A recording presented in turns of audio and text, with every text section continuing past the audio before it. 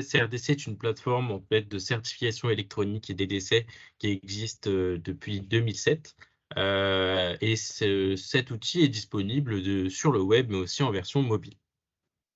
Alors, comment fonctionne CRDC? Donc, c'est destiné du coup aux acteurs hospitaliers, mais aussi libéraux. Un certificat de décès est composé à la fois d'un volet administratif, mais aussi d'un volet médical. Le volet administratif va directement vers EBI, qui est anciennement l'APEC, qui est, on va dire, la plateforme transitoire euh, pour le POF, donc les opérateurs funéraires, le portail des opérateurs funéraires, pardon, mais aussi pour la mairie du lieu de décès, ce qui permet de faciliter toutes les tâches administratives suite à un décès. Bien sûr, le volet administratif va directement à la mairie du lieu de décès, uniquement si la mairie est raccordée à CRDC, ce qui n'est pas toujours le cas. Ce qui n'empêche pas l'usage de CRDC, mais sur cette partie-là, si une mairie n'est pas raccordée, le volet administratif doit être imprimé en 3 exemplaires, si je ne me trompe pas, 3 ou 4 exemplaires, et être ensuite envoyé à la mairie du lieu de décès. Ensuite, nous avons le volet médical qui, lui, est transmis directement à l'INSERM CPIDC, qui se charge de produire de la statistique qui sera à destination du coup de l'ARS, c'est-à-dire de l'ARS de la région dans laquelle il y a eu le décès, mais aussi Santé publique France, où là, c'est plus de l'alerte et veille sanitaire nationale. Donc l'ARS est plus régionale et Santé publique France, c'est national. Donc voilà pour comprendre un peu l'intérêt de CRDC. CRDC est une plateforme qui facilite à la fois le remplissage d'un certificat de décès, mais qui facilite aussi la production de statistiques qui permettent d'émettre des alertes et aussi d'effectuer de la veille sur les différentes causes de décès, mais aussi sur une partie administrative. Ceci facilite la partie administrative, notamment pour les mairies et aussi les familles des personnes décédées. Aujourd'hui, donc sur la nouvelle version de CRDC, il existera différents rôles. Donc nous avons le médecin en établissement. Donc le médecin en établissement crée, saisit et valide les certificats de décès. Nous avons le médecin sans RPPS, donc ça c'est un tout nouveau profil. C'est donc pour les étudiants de 3e cycle des études de médecine qui ont déjà validé 2 semestres. Donc ce Nicolas, profil, je me oui. permets d'intervenir 2 secondes. Donc, juste pour insister sur ce nouveau profil qui n'existe pas aujourd'hui, parce que c'est une question qui nous a été beaucoup remontée par les praticiens, notamment dans le secteur hospitalier, c'est afin d'être en accord avec la loi qui permet effectivement à certains types d'internes de pouvoir signer des certificats de décès seuls, puisque la loi le permet depuis un bon moment. Malheureusement, la traduction technique de cette possibilité dans CertDécès n'existait pas dans la version actuelle. On a décidé de mettre ce nouveau profil pour justement être en accord avec la loi, et à partir de la nouvelle version, vous pourrez permettre à vos internes, même s'ils n'ont pas encore de RPPS, même si leur RPPS n'est pas éligible à la certification électronique techniquement, vous pourrez leur créer un profil en ce sens pour leur permettre de signer eux-mêmes les certificats de décès. C'est pour vraiment raccrocher avec ce qui avait été voté, ce qui avait été produit dans un décret qui date, je crois, de l'année dernière. Vas-y, je te repasse la main. Merci Pierre. Du coup, ensuite, nous avons le médecin VMC. Donc, le médecin VMC crée, saisit les informations du volet médical complémentaire des certificats de décès. Ensuite, nous avons le collaborateur administratif et le collaborateur administratif et médical. Donc, le collaborateur administratif lui vérifie les informations administratives des certificats de décès signés par un médecin. Le collaborateur administratif et médical vérifie à la fois les informations administratives et médicales des certificats de décès signés par un médecin. Le collaborateur VMC, lui, consulte, imprime les certificats de décès et documents complémentaires signés. Ensuite, nous avons le référent, qui est le rôle d'administration de CRDC, le rôle d'administrateur, on va dire. Donc, le référent, c'est le profil qui gère CRDC dans son établissement, qui a la possibilité de créer des profils, de créer des équipes, mais ça, on va le voir un peu plus tard. Ensuite, nous avons agent de bureau de contrôle, ancien officier d'état civil, qui lui valide ou refuse les informations administratives des certificats de décès signés par un médecin. L'agent de chambre mortuaire, lui, consulte et imprime les certificats de décès et documents complémentaires signés. Ensuite, nous avons la consultation de synthèse des décès. Donc, c'est un profil qui permet la consultation de la liste des certificats de décès envoyés au sein de l'établissement. Et l'administrateur d'équipe qui, lui, a la possibilité de consulter la liste des certificats de décès émis au sein de l'établissement dans son équipe et de gérer l'équipe.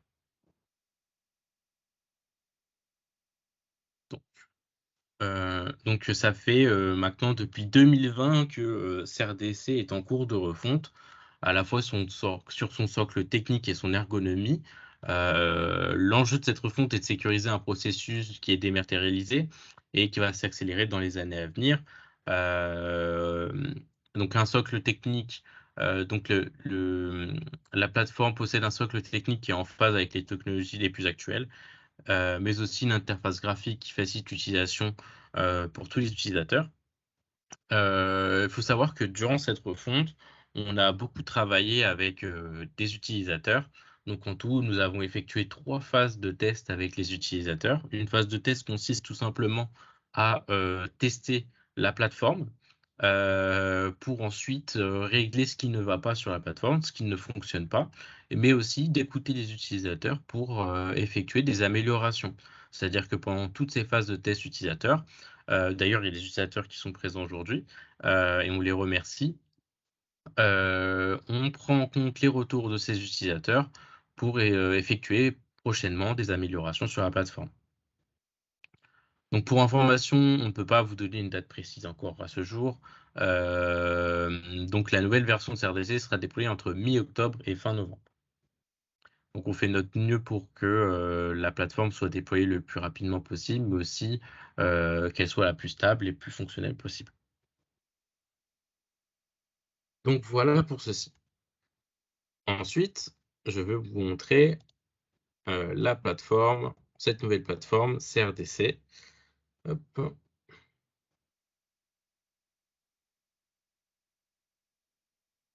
Hop là.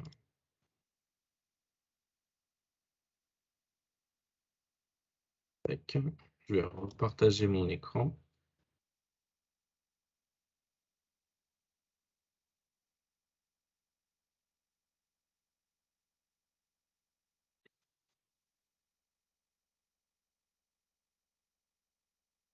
Est-ce que vous voyez bien mon écran par hasard? Non. C'est bon, on le Alors voit. là, on voit tout. Là, c'est bon. Ouais. Là, c'est bon. Donc voilà, donc je vais aller tout simplement sur je vais aller tout simplement sur le compte référent, sur mon compte référent que j'ai à ma disposition. Donc ça, c'est moi-même qui l'ai créé. Il faut savoir que pour tous les profils, donc soit pour les référents, tous les médecins, tous ceux possédant un compte sur CRDC actuellement retrouveront leur compte sur le futur CRDC. Il y a un petit détail concernant les médecins. Sur le CRDC actuel, en tant que médecin, pour vous connecter, vous pouvez utiliser votre identifiant CRDC. C'est-à-dire que ça peut être, par exemple, moi je suis Martins Nicolas, ça peut être par exemple m.nicolas, et avec votre mot de passe.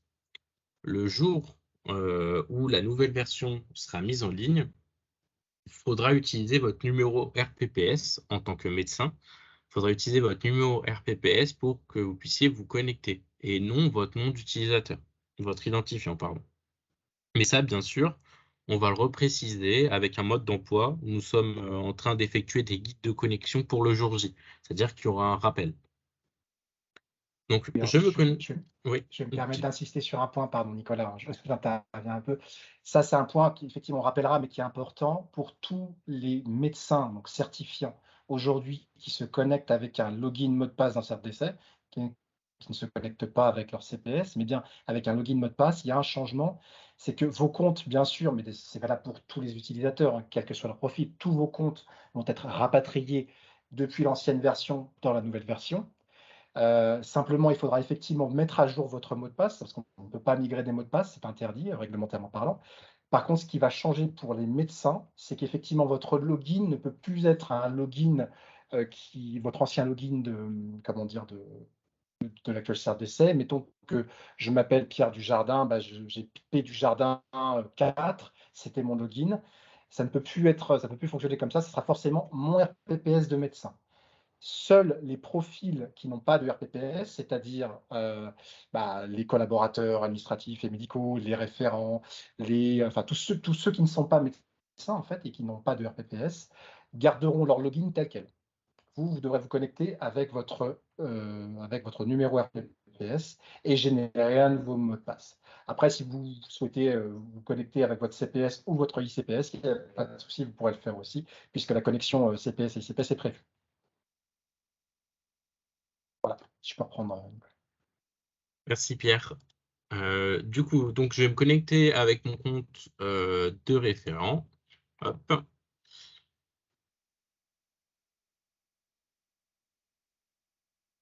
Hop là. Donc voici à quoi ressemble le CRDC pour un référent. Donc on a évidemment l'accueil où on peut voir tous les certificats validés, les certificats refusés par BDC, BDC qui veut dire Bureau de contrôle. Ça, on va en parler un peu plus par la suite. Il y a certains établissements qui utilisent déjà cette fonctionnalité et d'autres non. Mais on va y revenir un peu à la suite. Donc, en tant que référent, évidemment, vous pouvez voir les certificats qui sont disponibles dans vos établissements. Là, actuellement, évidemment, on n'en voit pas, mais je vais vous montrer comment on peut créer un certificat en tant que médecin par la suite. Ensuite, on peut consulter, on peut gérer les volets médicaux complémentaires, donc qui, je le rappelle, sont rédigés par des médecins VMC.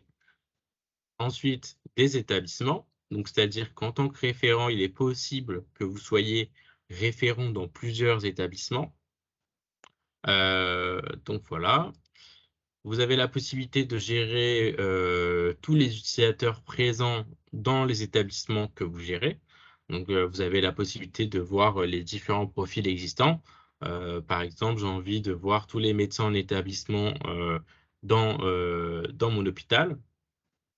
Hop, donc j'appuie sur le filtre ici et j'ai à ma disposition tous les médecins qui ont été créés sur cet établissement. Donc après, si je veux revenir en arrière, j'appuie sur cette petite flèche ici, hop, et donc tous mes filtres se sont remis à 0. Donc à partir de ce point-là, on a la possibilité d'avoir une visibilité sur tout notre établissement, de voir vraiment tous les différents profils, et ensuite de gérer tout cela. C'est-à-dire que j'ai la possibilité aussi en tant que référent d'exporter ma liste d'utilisateurs.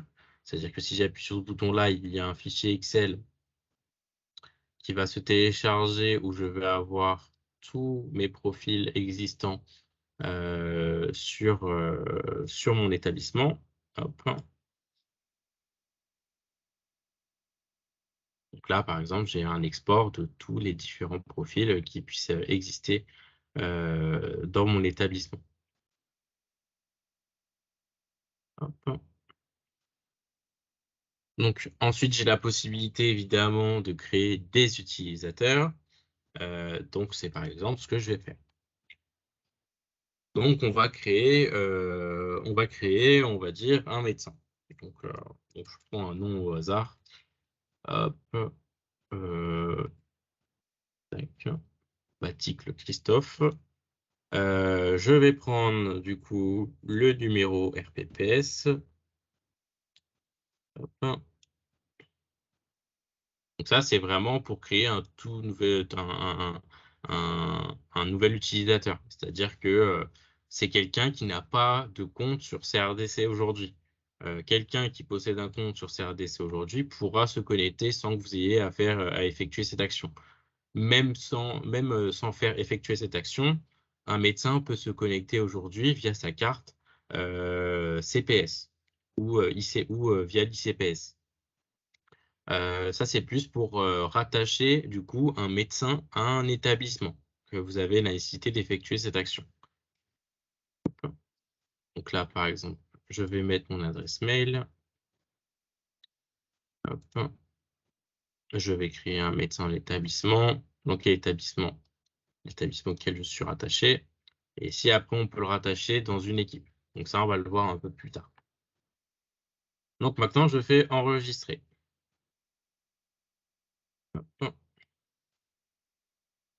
Ensuite, je vais recevoir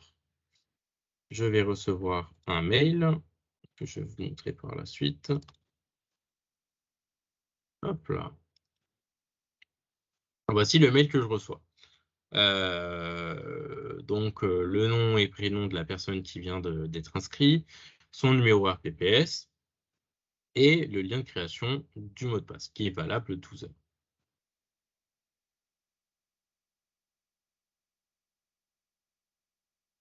Donc voilà, je dois indiquer un mot de passe qui doit avoir au moins 12 caractères, une majuscule, pardon, un chiffre, une minuscule et un caractère spécial. Moi, je vais mettre mon mot de passe. Tac, tac, tac. Hop. Donc, j'ai mis le mot de passe. Normalement, il y a un message de confirmation. Hop.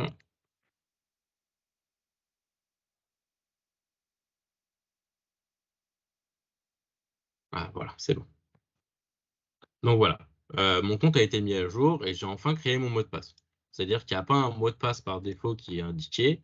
C'est vraiment, moi, je reçois un mail et j'ai la possibilité de modifier mon mot de passe directement. Donc je dois l'indiquer pour la première fois. Donc là, je vais me déconnecter de mon compte de référent. Donc pour se déconnecter de son compte, on va en haut à droite et on se déconnecte. Avant ça, pardon, on va aller dans les paramètres personnels.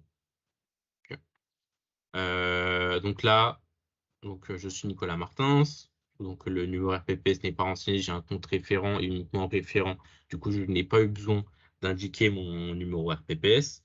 Le numéro RPPS doit être obligatoirement indiqué quand on crée un compte pour un médecin, d'établissement. Ensuite, pour les coordonnées de contact, je peux les indiquer ici. Donc, j'appuie sur le petit stylo pour pouvoir modifier l'encart. Donc, j'appuie ici. Et ensuite, j'ai la possibilité d'indiquer mon numéro de téléphone, mon adresse postale, etc. Ou une seconde email. Ça va permettre de donner toutes les informations nécessaires à un membre de mon établissement et utilisateur de CRDC pour qu'il puisse me contacter en cas de besoin. Car le rôle d'un référent, c'est évidemment de gérer de manière administrative CRDC, c'est-à-dire de créer les utilisateurs et d'avoir une vision globale sur l'usage de CRDC. C'est-à-dire que j'ai la possibilité de voir les certificats, etc. Mais aussi, vous avez, on va dire, un léger rôle de support. C'est-à-dire que si un médecin ou autre rencontre un petit problème d'utilisation sur CRDC, ils doivent contacter vous avant de contacter le support CRDC. Après, bien évidemment, on ne demande pas à un référent l'impensable. C'est-à-dire que si des problèmes sont bien trop complexes ou que vous n'avez pas le temps de les gérer, il faut transférer cette demande à un support. Mais on va dire que vous serez les premiers contacts des médecins. C'est-à-dire que si un médecin n'arrive pas à remplir exactement un certificat, même si nous, on s'efforce de produire tout ce qu'il est nécessaire de produire pour qu'un médecin puisse rédiger un certificat de la meilleure manière possible, il se peut qu'un médecin puisse avoir un oubli et vous êtes là en complément. Donc, c'est important de mettre son numéro de téléphone en cas de besoin. Et donc, vous avez la possibilité de réinitialiser à nouveau votre mot de passe. Et donc, voilà, et de visualiser l'établissement auquel vous êtes rattaché et vos différents profils. Donc, on va aller sur le médecin qu'on vient de créer. Toc, toc, toc. Pas celui-là, c'était celui-là. Hop là.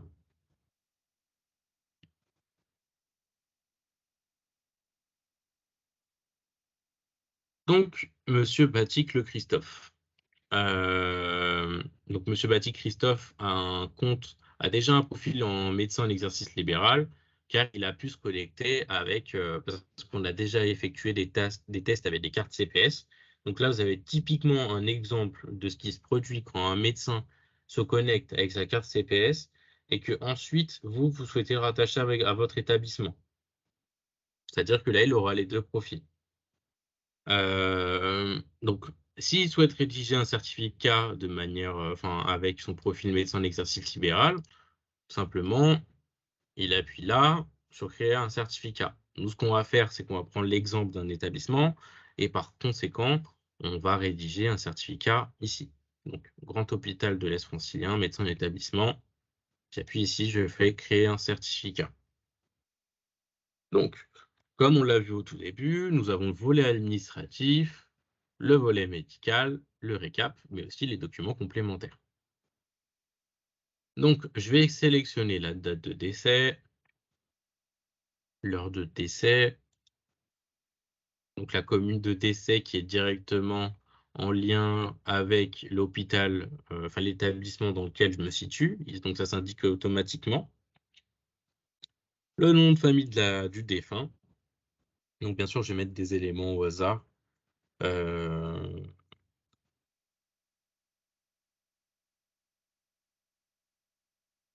Hop. Hop.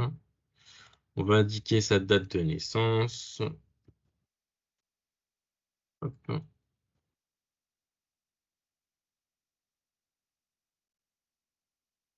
Hop là. Après, il y a des éléments qui ne sont pas obligatoires, mais qui sont très importants quand même dans la rédaction d'un certificat. Là, ici, on peut le voir. Les champs suivis d'un double étoile rouge sont obligatoires pour l'enregistrement, c'est-à-dire qu'on ne peut pas signer un certificat. Non. Donc, c'est obligatoire pour l'enregistrement, alors qu'en orange, c'est obligatoire pour la validation du certificat. Donc, par exemple, la date de décès et l'heure de décès est obligatoire. Hop. Donc ici, je vais mettre tout le nom. Hop. Hop. Donc après, pour aider les utilisateurs dans la rédaction d'un certificat, on a les bulles d'aide en ligne. Donc là, par exemple, on nous précise qu'il faut cocher obstacle médico-légal à oui en cas de décès dans des conditions suspectes, violentes ou inconnues, notamment en cas de suspicion de, etc., etc. À chaque fois, en fait, on donne des indications, les indications les plus précises possibles pour qu'un médecin puisse remplir ce certificat de manière précise. Ce qui, évidemment, n'est pas disponible pour les certificats de décès papier. Hop. Donc là, je vais faire enregistrer suivant. Donc là, par exemple, j'ai pu passer au volet médical, mais on me précise tout de même que la commune de domicile n'est pas précisée. Cette information aurait été très utile. Mais il est possible qu'en tant que médecin, vous ne l'ayez pas. Enfin, mais qu'un médecin ne l'ait pas. Donc ensuite, je vais sur le volet médical. Je vais mettre par exemple, une cause de décès. Évidemment, dans les causes de décès, il faudra être bien plus précis que ça en tant que médecin. Là, c'est vraiment juste un exemple. Donc là, je mets la maladie ou infection morbide ayant provoqué le décès. Et ensuite, on a l'intervalle entre le début du processus morbide et le décès, heure, jour, mois ou année. C'est-à-dire le délai entre cette cause ici et le décès. Hop. Donc ensuite, on peut évidemment en mettre plusieurs. Donc voilà. Par exemple, cette cause qui a causé la mort, qui a causé le décès d'une personne, qui est due ou consécutive à, etc., etc. Et après, chaque intervalle est indiqué. Donc après, il y a aussi la partie 2 avec 2 états morbides, facteurs ou états psychologiques. Ensuite, les informations complémentaires. Donc là, on va indiquer le lieu de décès. Domicile, EHPAD, voie publique, établissement de santé, etc. Donc ça, c'est une information en tant que référent dans les paramètres de votre établissement que vous pouvez émettre par défaut. Aïe, mes oreilles. Oui. Allô? Oui, bonjour tout le monde. Oui. j'ai dû désactiver le micro, pardon. Donc en tant que référent, vous pouvez définir par défaut vous-même, mais ça je vais vous le montrer un peu par la suite, j'ai omis de vous le montrer. Mais vous avez la possibilité de définir par défaut si quand un médecin de votre établissement va remplir un certificat, pas qu'en gros sur le volet médical, le médecin en question aura directement domicile, EHPAD, voie publique ou établissement de santé public ou privé. C'est-à-dire que si les décès sont constatés, par exemple, dans votre établissement, vous êtes dans un établissement de santé publique, vaut mieux mettre ça en tant que référent, donc l'indiquer en tant que référent. Comme ça, par défaut, le médecin n'a pas à le remplir. C'est-à-dire que par défaut, c'est déjà présent, il n'a pas à retoucher à cette case et comme ça, il ne se trompe pas. Il s'agit-il d'un décès brutal et inattendu évocateur de mort subite? Donc là, vous dites oui ou non, ou je ne sais pas. Le décès est-il survenu lors d'une activité professionnelle? Circonstances apparentes du décès. Donc là, on a différents choix. Hop. Donc voilà. Et là, je fais enregistrer et suivant.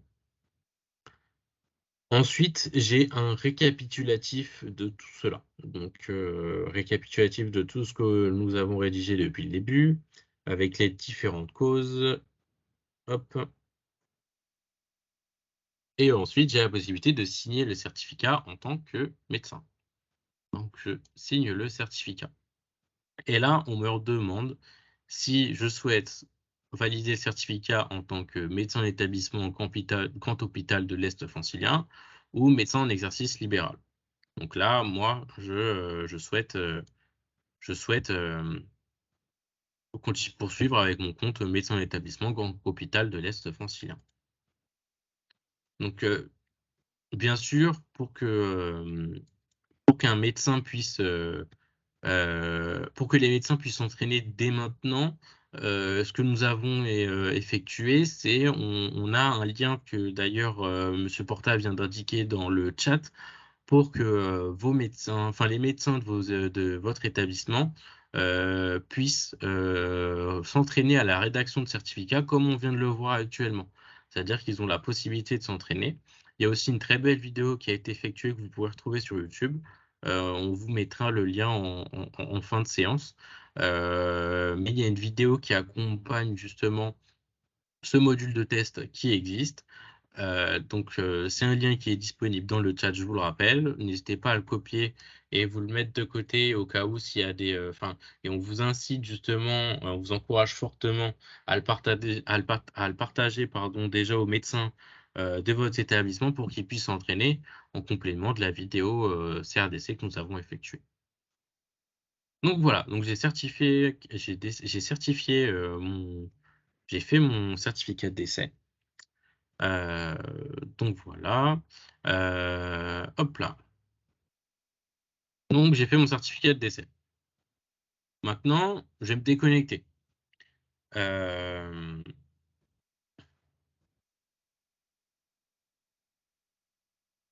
vais me déconnecter de mon compte référent, de mon compte médecin, pardon.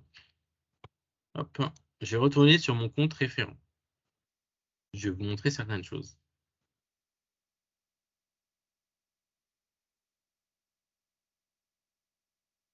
Donc, là, le certificat qui a été rédigé par mon médecin, je le vois. Donc, je le vois bien au nom de Marty Olivier, c'est bien celui qu'on vient de rédiger. Et ici, on voit statut bureau de contrôle à valider BDC. Comme on l'a vu au tout début, un agent de bureau de contrôle, lui, valide ou non un certificat. C'est-à-dire qu'il a la possibilité de consulter le certificat et de le refuser ou non. Donc, pour ceci, il faut en tant que référent autoriser l'ajout de ce service qui est le bureau de contrôle. Donc en fait, dans mon établissement, ce que je vais faire, c'est que je vais aller dans établissement, dans l'onglet établissement, dans paramétrer, hop. Et là, je vais vous montrer différents éléments. Hop. Donc, nous avons la fonctionnalité de connexion spécifique pour les médecins. Donc, cela vous donne la possibilité de permettre à un médecin qui ne dispose pas encore de profil de connexion pour cet établissement d'en obtenir la création automatiquement sur sa propre demande. Cette possibilité ne s'applique qu'à des profils en mode autonome et il est impossible par ce moyen de permettre à un médecin de s'intégrer de sa propre initiative à une équipe médicale constituée. Cette fonctionnalité peut alléger les charges d'administration locale de l'application pour l'établissement. Ensuite, du coup, nous avons l'animation des documents complémentaires. Ça, je vais vous montrer aussi par la suite. Certains documents complémentaires peuvent être nécessaires, comme le transport avant mise en bière, l'attestation de retrait de prothèse, l'attestation de décès, la synthèse des informations funéraires, déclaration de décès, etc. Donc ça, vous avez la possibilité par défaut de les sélectionner par défaut.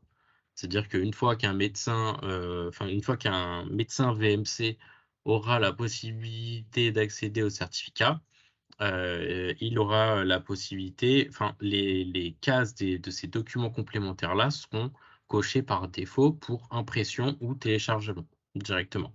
On ne va pas rentrer trop dans les détails, mais vous avez cette possibilité-là.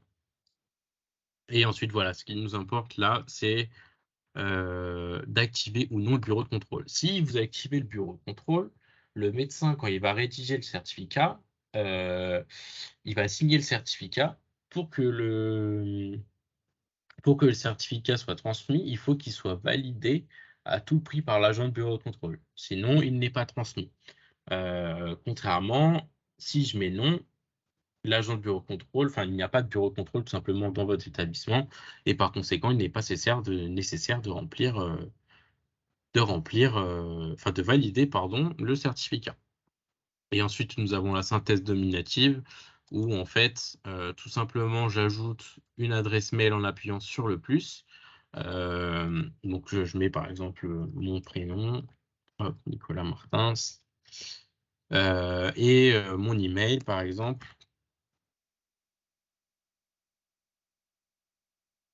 Hop. Et là, je décide à quelle heure, tous les jours, je vais recevoir une synthèse des décès. Donc, une synthèse de tous les décès qui ont été effectués dans la journée. Donc, par exemple, là, à minuit 7, tous les jours, je reçois la synthèse de tous les décès qui ont été effectués. Je vais mettre tous les jours à 18 h. Donc là, je valide. Je valide ça. Hop. Et je valide ça.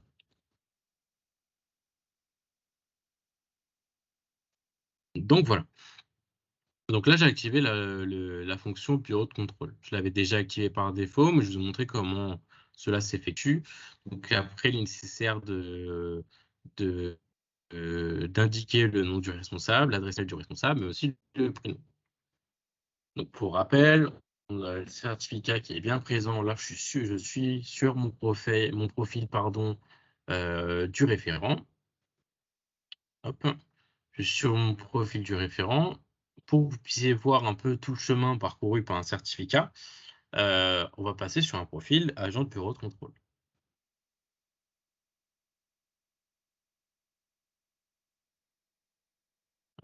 Je me déconnecte.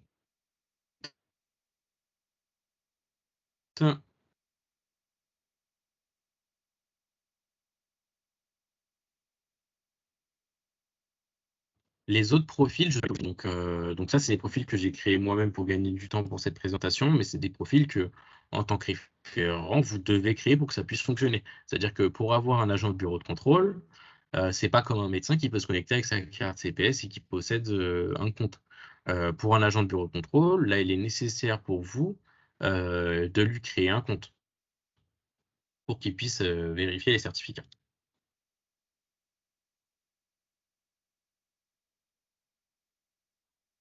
Donc voilà, donc là on peut voir que je vais voir le certificat qui a été créé par mon collègue médecin du même établissement.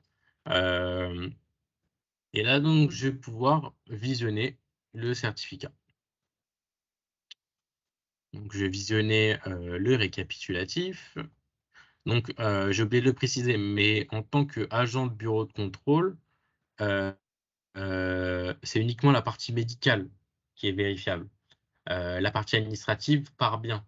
C'est-à-dire que si, une fois que le certificat de décès est signé par le médecin, la partie administrative peut être imprimée dans le cas où la mairie n'est pas raccordée, peut être imprimée et envoyée à la mairie de décès, ou alors peut être envoyée automatiquement si la mairie est raccordée. C'est-à-dire que là, dans notre cas, quand un médecin a rédigé son certificat et l'a signé, si la mairie est raccordée, le volet administratif, donc le premier volet, part bien à la fois au POF, donc au portail des opérateurs funéraires, mais aussi à la mairie du lieu de décès. On a la possibilité de vérifier la partie médicale, le volet médical, pardon. Donc après, je peux soit valider, soit refuser. Donc là, si je refuse, le médecin va pouvoir modifier, va revoir du coup son certificat avec l'indication refuser BDC. Donc, tac. Vous voyez ici, donc là, agent de bureau de contrôle, donc BDC. On est sur un compte agent de bureau de contrôle. Là, il y a écrit à valider BDC. Si je le refuse, il y aura écrit refuser de BDC. Dans ce cas-là, le médecin aura la même indication. Quand il va aller dans ses certificats, il va voir refuser BDC. Et quand il va voir refuser BDC, il va devoir rééditer son certificat, enfin la partie du certificat, donc le volet médical, pour qu'il soit plus lisible pour qu'il soit, on va dire, mieux rédigé. Parce qu'évidemment, quand on refuse, on doit indiquer un commentaire. Dire, bah voilà, les informations funéraires ne sont pas bien remplies, il manque telle ou telle information qui est très importante. Donc, dans ce cas-là, le médecin a bien la précision en commentaire de ce qu'il doit faire.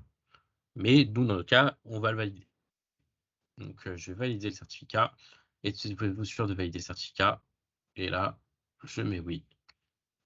Hop là. Donc, c'est bon. Non. Hop là. Donc là, je vais revenir. Donc là, en tant que certificat, donc je reviens sur mon certificat. Et là, on voit bien valider BDC. Je me déconnecte de mon compte agent de bureau de contrôle. Ça, bien sûr, là, tout ce que je fais depuis le début, c'est plusieurs personnes dans vos établissements qui vont l'effectuer. C'est pas à vous de faire tout ça en même temps. C'est vraiment des rôles, c'est vraiment pour montrer le chemin complet d'un certificat de décès sur CRDC. Donc, je vais me reconnecter avec mon médecin.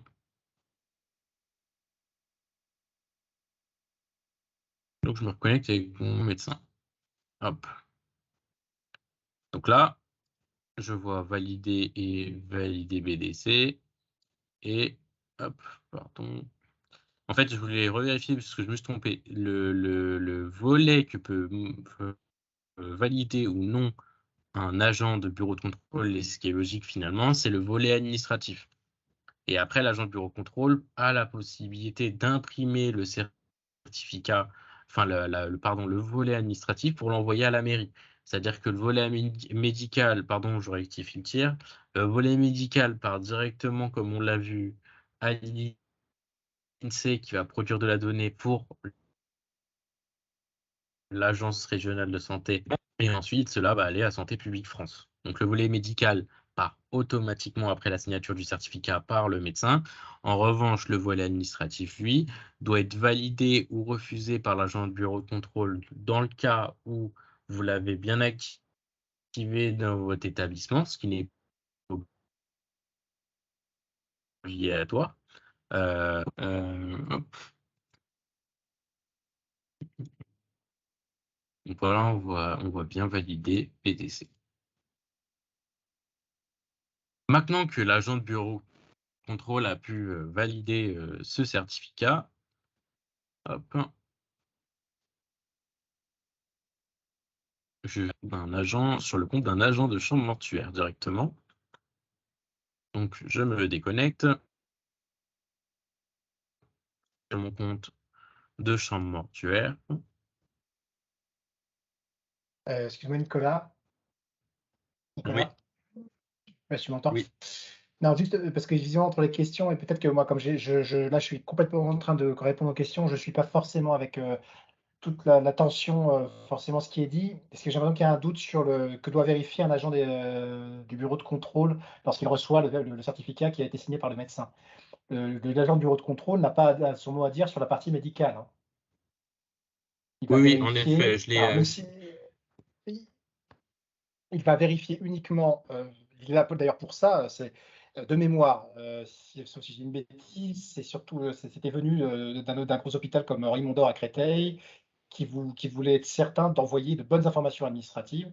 Donc ils avaient demandé une fonctionnalité, pour mettre un surcontrôle, à l'issue de la certification faite par les médecins. Donc ce surcontrôle, c'est ce fameux bureau de contrôle, donc ce profil de bureau de contrôle, est là pour, vérifier uniquement les informations administratives et en premier lieu, le nom, le prénom, bref, toutes les informations d'état civil du défunt pour éviter, voilà, des erreurs et devoir remodifier des certificats de décès dans les 96 heures. Donc mais en tout cas, le bureau de contrôle n'a pas la main, et il n'a pas la responsabilité d'aller toucher des informations sur le plan médical. Ça, c'est le médecin en propre, en son âme et C'est ça. conscience, qui certifie ces informations-là. Donc, comme il y avait des questions, visiblement, où il y avait une dichotomie entre ce que j'étais en train d'écrire et visiblement ce que peut-être tu étais en train de dire, je voulais rassurer tout le monde là-dessus. Et voilà, Non, c'est non, vraiment, il touche le c'est volet administratif, il ne touche pas au volet médical. Voilà. c'est ça, c'est ça. Justement, moi, je m'étais trompé un peu au début de la présentation et justement, je venais de réexpliquer que l'agent de bureau contrôle pouvait bien uniquement vérifier le volet administratif et non le médical, et que par conséquent, le volet médical partait directement à l'INSEE CPIDC lors de la signature du certificat. Donc voilà. Mais merci. Du coup, nous sommes sur le profil d'agent de chambre mortuaire, toujours dans le grand hôpital de l'Est francilien. Donc, où j'ai la possibilité de voir donc, le certificat que j'ai créé. Enfin, le certificat, vous allez voir qu'on ne va pas voir le certificat de manière complète. Hop. Je vais avoir seulement le récapitulatif et le volet administratif pour faciliter mes démarches en tant qu'agent de mortuaire, agent de chambre mortuaire, pardon. Donc là, j'ai pas forcément d'action à effectuer, à part en cas de besoin. Par exemple, si le transport avant mise en bière a bien été validé, que j'ai la possibilité euh, de, euh, de le télécharger. Euh, donc voilà, tout simplement. Donc c'est ce qu'il est possible de faire en tant que agent de chambre mortuaire, pardon. Donc voilà pour l'agent de chambre mortuaire. Donc c'était vraiment très bref. Donc voilà le cycle de vie d'un certificat globalement, d'un certificat de décès. Après, il y a d'autres profils bien sûr qui entrent en compte. Là, on vous a fait un schéma. On vous a présenté plutôt le chemin d'un certificat de manière classique. Euh, donc après, comme on vous l'a présenté au début, on a aussi des collaborateurs administratifs et médicaux, etc. Là, donc on va finir par la création d'une équipe par référent. Donc je me déconnecte et je me reconnecte en tant que référent. Hop.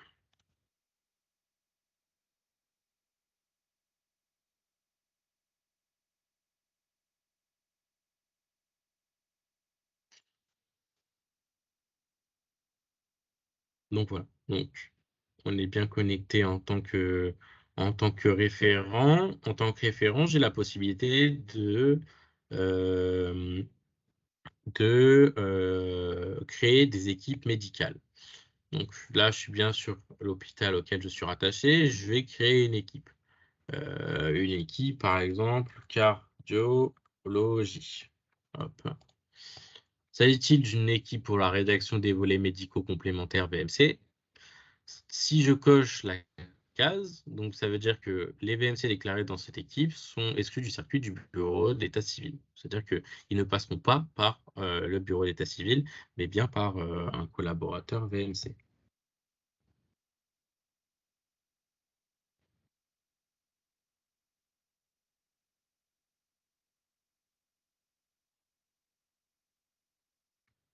Les déclarés dans cette équipe sont exclus du circuit du bureau de contrôle aussi.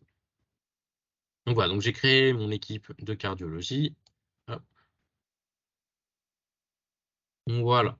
Donc, vous voyez, on a encore ces deux options sur l'équipe VMC et l'équipe de décès extra-hospitalier. Donc, on a encore la possibilité de modifier. Ici, donc, je viens de voir la question là dans le chat rapidement. Le terme VMC, c'est volet médical complémentaire. Hop. Donc, on va définir du coup le nombre maximum de personnes autorisées par profil dans l'équipe. Donc par défaut, c'est 20. Je peux très bien, pardon, il faut appuyer sur le stylo à chaque fois. Je peux très bien en mettre 502. J'augmente autant que je veux le nombre de profils autorisés. Bien sûr, généralement, vous n'en avez pas besoin d'autant. Mais voilà, vous avez la possibilité de définir combien de collaborateurs administratifs, combien de collaborateurs sont autorisés. Pareil pour les médecins déclarant son numéro RPPS, les administrateurs d'équipe hospitaliers. Donc voilà. Ensuite, ici, vous avez la possibilité de compléter votre équipe. Donc bah, déjà, je valide ma sélection. On voit bien que ma sélection a bien on voit bien comment dire, que mes modifications ont bien été prises en compte, pardon. Et là, je peux rajouter des membres à mon équipe. Donc là, par exemple, je vais créer un médecin sans RPPS. Par exemple, on va appeler Cacré Benjamin. Cacré Benjamin. Donc lui n'a pas encore de numéro RPPS. Donc je vais par exemple écrire hop, C-du-bas Benjamin pour son identifiant. Bien sûr, vous pouvez mettre ce que vous souhaitez en identifiant, mais il vaut mieux mettre le nom le prénom de la personne, ou non, plutôt inversement, pardon. B-Cacré.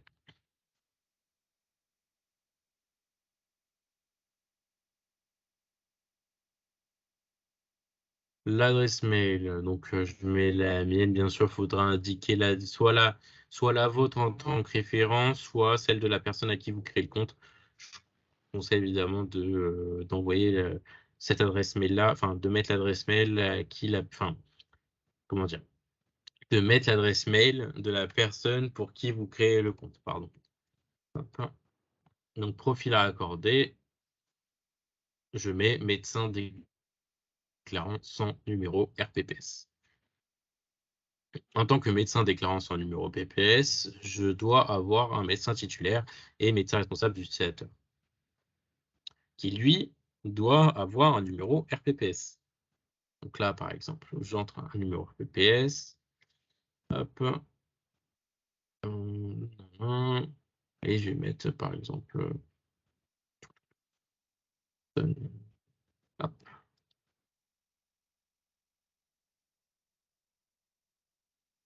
Et je valide. Donc là, j'ai pu créer mon médecin sans RPPS. De la même manière, je vais pouvoir créer aussi un collaborateur administratif. Donc, je vais mettre au hasard Robert Tristan,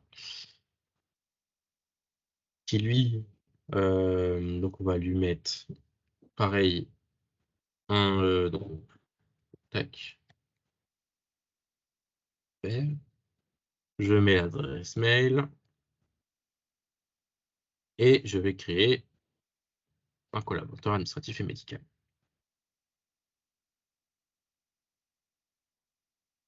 là, j'ai une équipe. C'est-à-dire que un médecin, c'est-à-dire que si nous avons Benjamin Cacré qui crée un certificat de décès, il y a seulement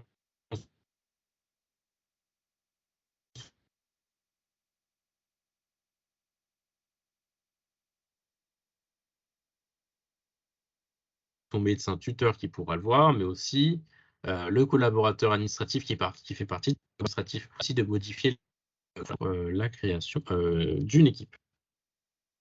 Hop là. Donc, on peut voir que là, on a 3 équipes et profils principaux, par exemple médecin, collaborateur, utilisateur VMC, administrateur d'équipe. Et mais aussi le nom de l'équipe. Vous avez aussi la possibilité de taper, rechercher directement le nom d'équipe ici. Faut savoir que là, tout ce qu'on vous a présenté, il existera aussi des supports de formation qui seront disponibles. Des supports de formation qui seront disponibles directement sur la plateforme. Donc vous, ça pourra vous aider.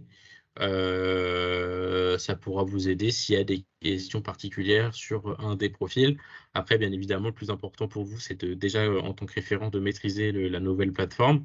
Pour vous rassurer, les médecins enfin les référents qui ont pu tester cette plateforme ont plutôt été, n'ont pas eu trop de difficultés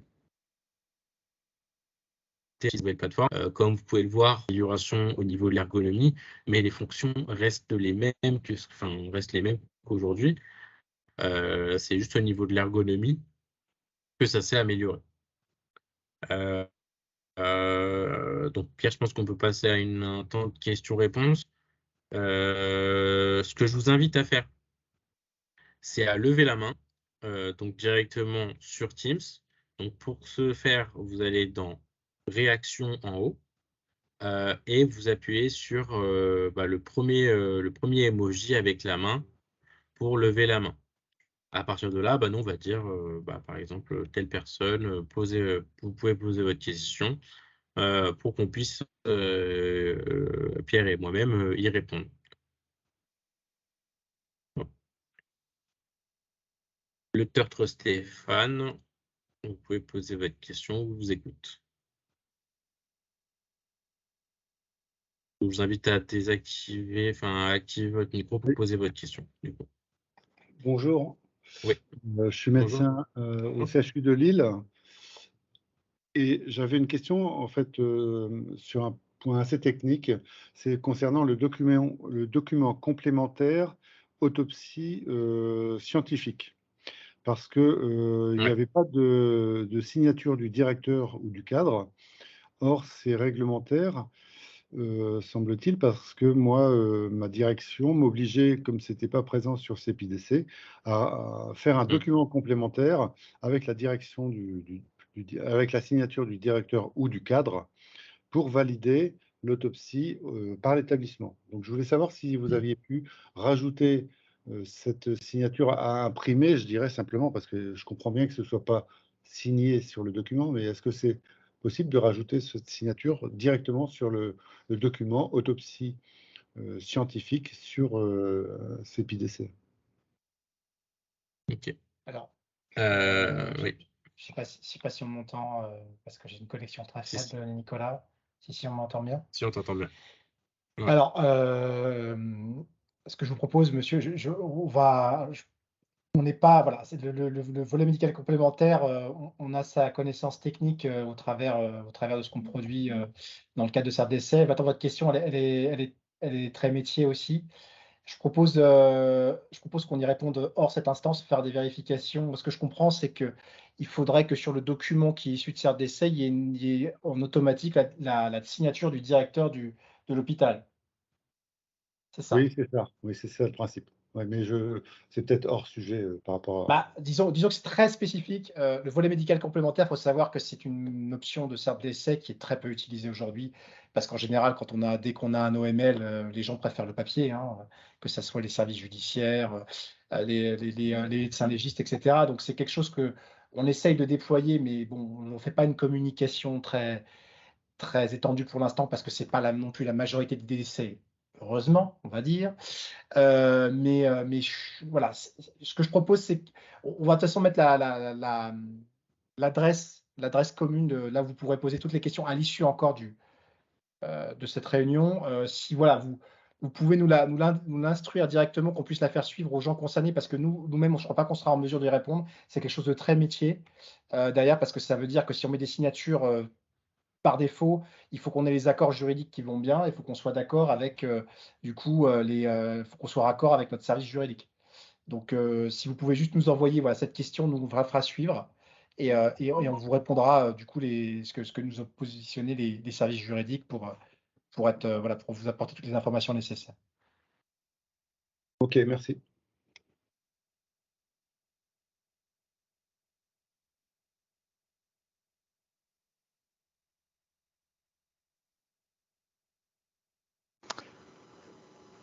Oui, bonjour, Vincent Barré. Je voulais juste avoir un petit renseignement pour savoir si pour les médecins sans RPPS, c'est que parfois il y a des médecins qui ont un numéro RPPS quand même parce qu'ils se sont inscrits à l'ordre.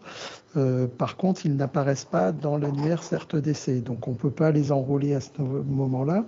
Mais du moment où ils ont un numéro RPPS, est-ce qu'on peut mettre comme identifiant de connexion leur numéro RPPS dans la grille identifiant de connexion, ou est-ce que c'est limité sur un nombre de caractères, ou est-ce qu'il faut que des caractères alphabétiques et pas de numérique? Alors, pareil, je ne sais pas si on m'entend parce que j'ai eu un problème, j'étais déconnecté. Allô? On Oui. On t'entend m'entend bien. bien? On Ah, t'entend bien. d'accord, super. Je suis vraiment désolé, c'est un peu compliqué. Alors, j'ai vu la question dans le chat. Pour moi, il n'y a aucun blocage qu'on puisse mettre le numéro RPPS à la place de l'identifiant. Par contre, effectivement, il faut bien le renseigner à la place de l'identifiant à ce moment-là. Bon, voilà, par contre, ce sera juste un identifiant classique, quoi. Il n'y aura pas de lien avec la base RPPS puisque ce numéro RPPS n'est pas reconnu pour différentes raisons, hein, donc voilà, mais il n'y a pas de souci à le mettre comme un identifiant dans la case identifiant. Non, c'est pour simplifier les modalités de connexion, comme ça on donne qu'un profil à un utilisateur qui est son numéro RPPS, et au moins quand après il est accessible dans l'annuaire, ce sera plus facile en tant que connexion. Tout à fait. Ok, merci.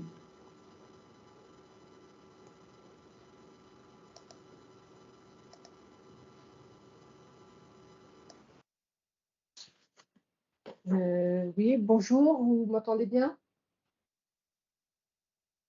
Ah, Oui. Oui, oui. on s'entend bien. Alors voilà, vous avez dit que dans cette nouvelle version, donc l'identifiant pour les médecins, ce sera le RPPS. Mais à la connexion, est-ce qu'un médecin pourra continuer à se connecter avec son nom et prénom? Parce qu'à l'hôpital, il n'y a pas toujours de lecteur de carte CPS. La ICPS, n'est pas encore en place. Et leur numéro RPPS, ils ne l'auront pas toujours sous la main, éventuellement au moment de faire un certificat de décès. Alors malheureusement non, dans un premier temps, ça c'est pas possible. On a eu des contraintes par rapport à ça. Alors je comprends que ça puisse être embêtant quand on s'est habitué à un login qu'on utilisait tous les jours et du coup repasser au numéro RPPS. Mais malheureusement, en tout cas, pour tout ce qui est profil avec je veux dire compte utilisateur qui utilise la RPPS, donc un médecin en fait, hein, pour résumer. Malheureusement, il va devoir inscrire son RPPS. Il ne retrouvera pas son login d'avant de l'actuel CRD7 dans le nouveau. Il retrouvera son compte, mais pas son login. Donc ça, je peux comprendre que ça soit un peu une régression pour les médecins actuellement. J'en ai parfaitement conscience. Et c'est quelque chose sur lequel je travaille déjà pour la suite, de manière à pouvoir retrouver cette possibilité-là. Voilà, maintenant j'y travaille, j'ai pas encore aujourd'hui de visibilité sur quand et comment on peut remettre ça en place, mais du fait malheureusement qu'on a aussi inscrit la CPS et la ICPS comme mode de connexion, on a eu des arbitrages à un moment donné en matière de connexion et notamment de connexion sécurisée qui ont fait que dès qu'on est sur un profil médecin, c'est la pierre angulaire, c'est le RPPS, y compris dans une connexion en mode login mot de passe, malheureusement.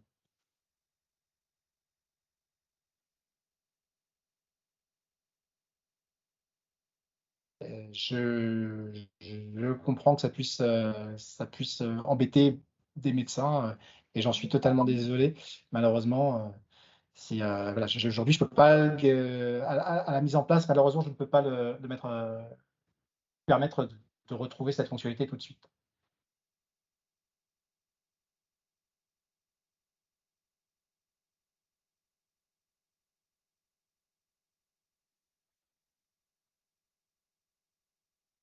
Y a-t-il d'autres questions? Donc, Monsieur Gaillard. Oui, bonjour. Moi, j'ai juste une question un peu technique, étant en service informatique pour ma part. Donc, j'ai bien entendu la version serait disponible entre mi-octobre et fin novembre. Mais est-ce qu'en amont, il est possible d'avoir déjà au moins des prérequis techniques pour pouvoir supporter pleinement cette nouvelle version? En termes de, est-ce que vous préconisez un navigateur en particulier, et cetera, pour qu'on puisse déjà nous travailler sur les postes pour prévoir la mise à jour, d'octobre ou novembre? Et il y a une autre personne, madame Ball, qui avait posé la question, c'était est-ce qu'il était possible d'avoir un peu, des informations assez rapidement pour pouvoir travailler en amont sur tous les postes, pour les médecins, pour qu'ils puissent avoir cette mise à jour? Alors, je pense qu'on trouve Nicolas, mais il y a pas de navigateur privilégié.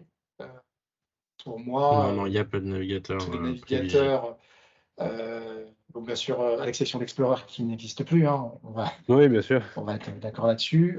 Donc voilà, tous les navigateurs fonctionnent. Pour ce qui est des établissements qui utilisent le passage de contexte, alors je sais qu'il n'y en a pas beaucoup, mais il y en a certains. Donc le passage de contexte, je reprécise ce que c'est la possibilité depuis votre logiciel DPI de transmettre les informations d'état civil du défunt et de les récupérer dans Cert décès pour terminer un certificat de décès. Donc, vous auriez déjà le nom, prénom, adresse, date de naissance déjà inscrit.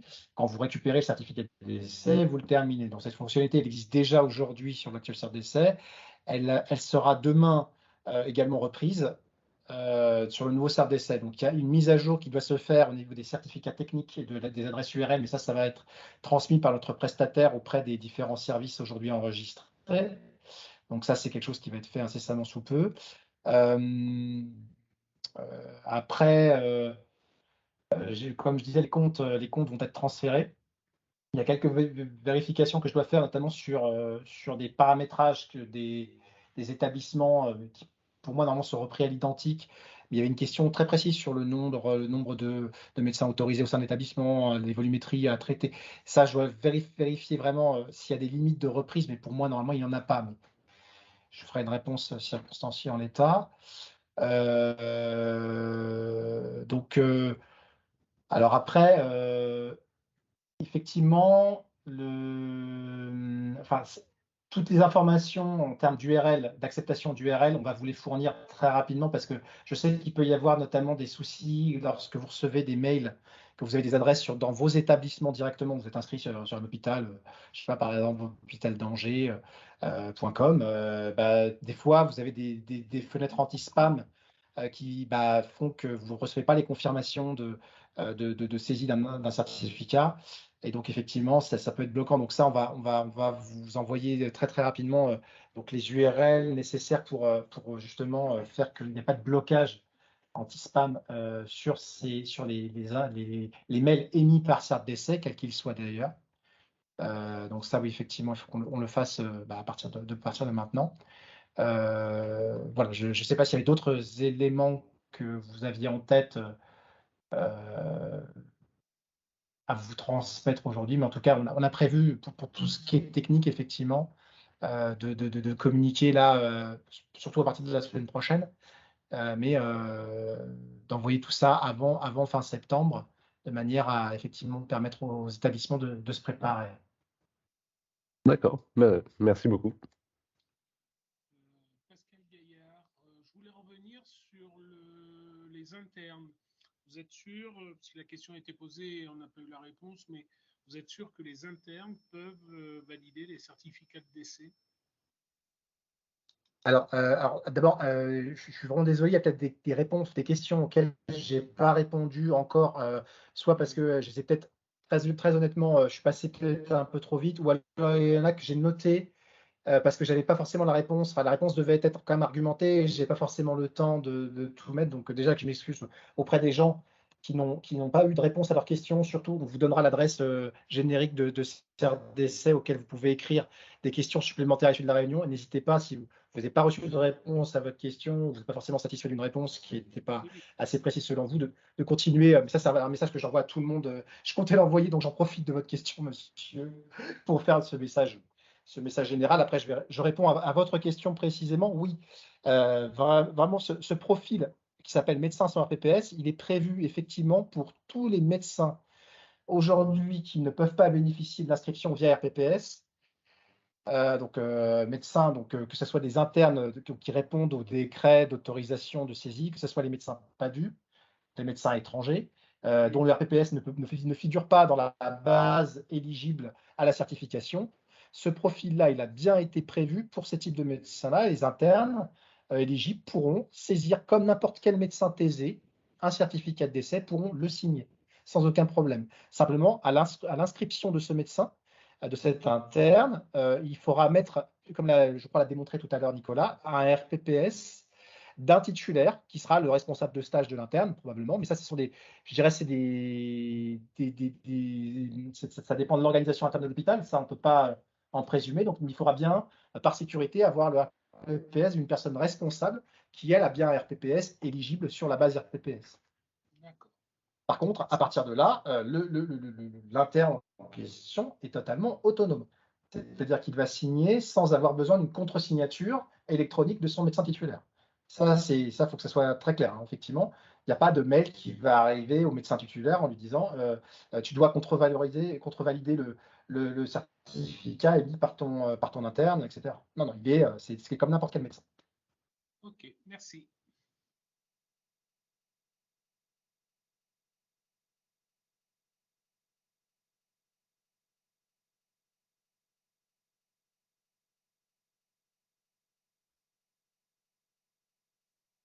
D'autres questions? Oui, bonjour. Gilles Varin du CH d'Ardèche Méridionale. Moi, je suis en rôle référent en fait sur l'établissement pour créer les codes aux médecins de l'établissement. Je voudrais savoir quand on a un nouveau médecin qui va intervenir sur nos 3 EHPAD et nos 2 SSR et notre MCO, est-ce qu'on doit recréer sur tous les établissements géographiques ou est-ce qu'on a la possibilité de lui créer uniquement en une fois, si vous voulez, sans faire de ressaisie? Si comment dire, le finesse géographique est différent pour chaque établissement dans lequel le médecin doit agir, il faudra lui créer, on va dire que le médecin aura un compte qui sera rattaché à 3 établissements. Oui, mais il faudra aller en tant que paramétrage sur le paramétrage d'une entité, le créer, puis sur l'autre le créer, puis sur l'autre le créer. C'est bien ça, comme avant en fait. Il n'y a pas C'est ça. d'évolution. C'est pas forcément le créer, c'est plutôt le rattacher. Oui, le rattacher, Du c'est coup. ça. Il n'y a pas de C'est ça, rattachement ouais. en masse d'un médecin. Si on a 8 profils entités, on ne va pas pouvoir Non, parce le que rattacher en une fois. allô, c'est ce que je disais dans une des questions. Ouais, je ne sais plus si c'était vous qui avez posé la question. Alors, s'il y a quelqu'un qui. Voilà. C'était juste la base, en fait, l'élément de base dans la base établissement, c'est l'établissement géographique. Ça veut dire que c'est bien chaque établissement géographique qui est rattaché à un médecin, même si voilà, on a un médecin qui va agir, en tout cas qui va travailler dans tous les ou une partie des établissements d'un finesse juridique. Sa base, c'est vraiment la géographie. Donc effectivement, il va falloir le rattacher à chaque établissement dans lequel il est amené à exercer, malheureusement. Donc il n'y a pas si vous voulez, un espèce de bouton qui fait qu'à partir du moment où il est valide dans un des établissements du pool juridique, il est valide pour tous les autres établissements de ce pool, quelle que soit la géographie. Voilà. Donc, c'est vraiment une action individuelle à faire à chaque fois qu'un médecin va exercer dans un autre établissement. Et inversement, si on doit le supprimer d'un établissement. Il faudra le supprimer individuellement de l'établissement géographique dans lequel il n'est plus en activité, si nécessaire. Je voulais savoir pour le bureau de contrôle, jusqu'à présent, dès qu'il y avait un certificat de décès, le bureau de contrôle était prévenu par mail. Est-ce que ça va toujours être le cas? Je peux me permettre de répondre, Pierre. C'est bien un commentaire qu'on a pris en compte pendant la dernière phase de test. Et du coup, il faut qu'on en parle du coup, avec l'équipe projet pour la mettre en évolution. Au départ, ce n'était pas prévu comme celui-ci, comme ça. Je sais que c'est présent actuellement, mais là, par rapport à nos spécificités, ce n'était pas rédigé comme tel. Et du coup, il faudra la considérer comme une évolution. J'espère Après, est-ce rapidement que ça sera disponible au lancement? Parce que c'est une régression et le problème c'est que nous, sur le mode de fonctionnement, c'est justement, ils se connectent en termes de bureau de contrôle, ils se connectent dès qu'il y a un nouveau certificat parce qu'on ne peut pas demander, je dirais, aux personnes d'aller regarder toutes les 5 minutes pour savoir si un nouveau certificat est validé. Ça, c'est pas possible. Donc, d'autant plus qu'il y a pas mal de personnes, il y a des tours de garde justement, que ce soit le week-end, que ce soit la nuit. Donc, ce qui fait que voilà, il faut absolument qu'on retrouve au moins l'organisation qu'il y avait avant parce que ça va poser sinon de grosses difficultés pour nous. Oui, non, mais j'entends bien et c'était déjà, on avait déjà bien pris en compte cette remarque-là et c'est bien noté de notre côté. Mais dans l'interface, ça se passait comment? En fait, comme l'a dit Nicolas, effectivement, c'est on ne peut pas faire donner son date d'autorisation. Je pense qu'on attendez, parce que je ne sais pas si vous m'entendez. On a soumis le sujet à notre prestataire. On en attend d'un retour de sa part concrètement là-dessus pour une mise en place. Voilà, c'était pas en natif dans la dernière version de test, mais on sait qu'aujourd'hui c'est comme ça que ça fonctionne. Donc effectivement, c'est une régression, on en est pleinement conscient. Donc on fait le maximum justement pour l'avoir le plus tôt possible et dès le démarrage. Voilà. Maintenant, on est encore en travail avec notre prestataire. Je ne peux pas vous dire aujourd'hui, voilà, c'est sûr, c'est garanti, parce que je n'ai pas encore la garantie. Mais en tout cas, ce qui est sûr, c'est que c'est une des évolutions qu'on a demandé en urgence, de manière à pouvoir commencer avec d'avoir cette fonctionnalité comme on l'avait sur l'ancienne.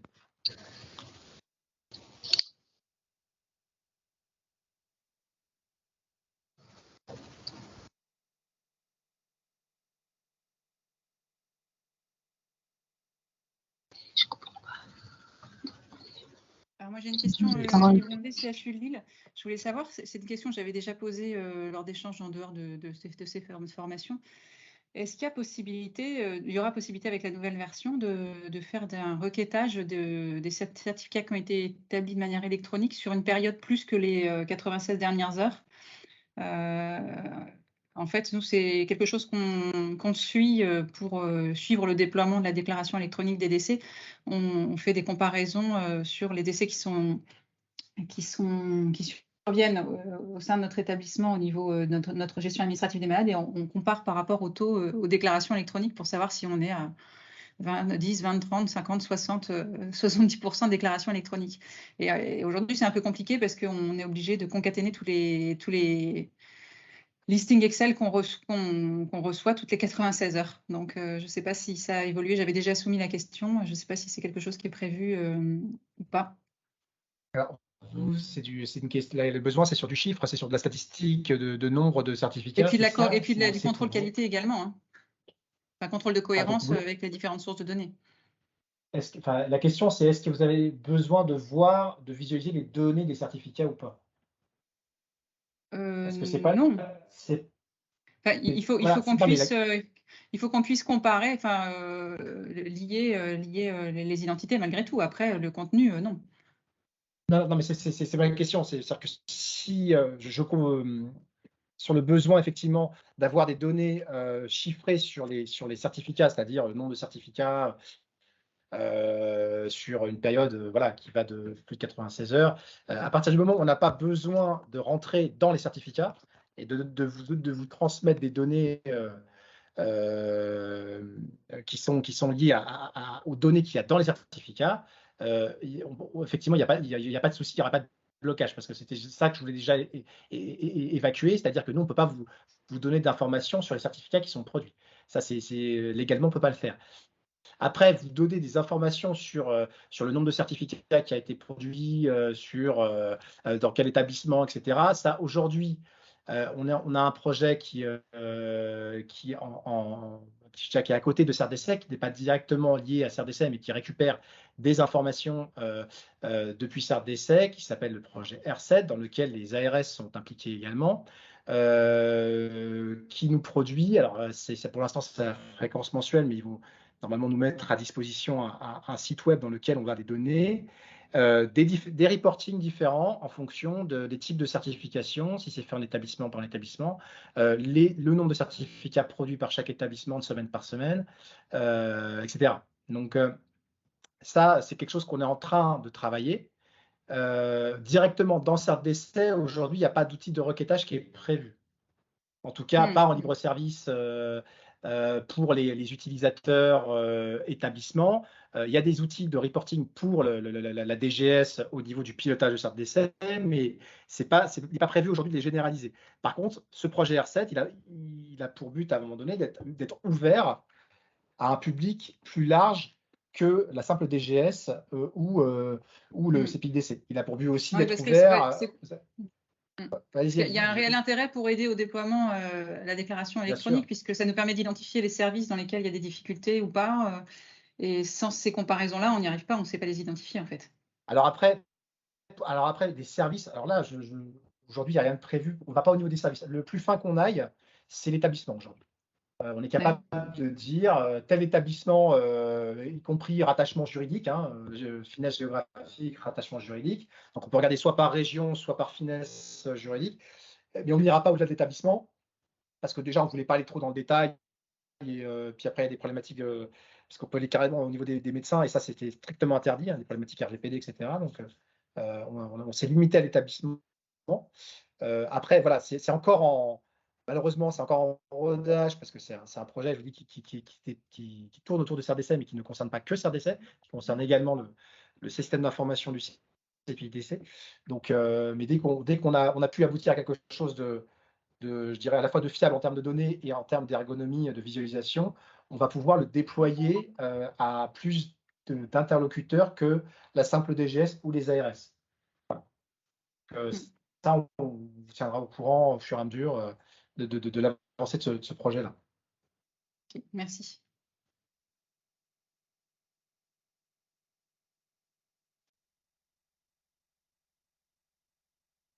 Alors, je vois qu'il y a une question du CH de Fécamp, peut-être.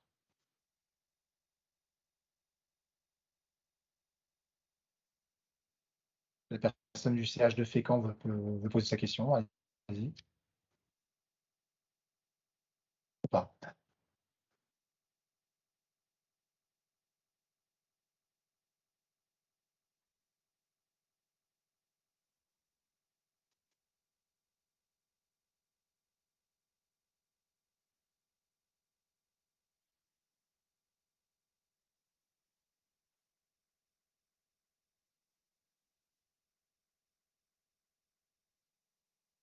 Je ne sais pas s'il y a une question qui est posée. Moi, je n'entends rien du tout, je vous avoue. Donc, Nicolas, je ne sais pas si tu entends. Oui, on entend pas. Moi, je t'entends, mais on n'entend pas la personne en question qui pose la question. Ouais. Je ne sais pas si vous avez votre micro est bien ouvert, mais par contre, on n'entend pas votre question, monsieur ou madame du CH de Fécamp.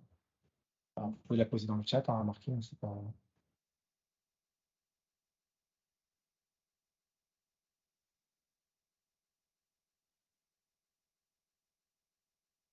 Une adresse mail générique.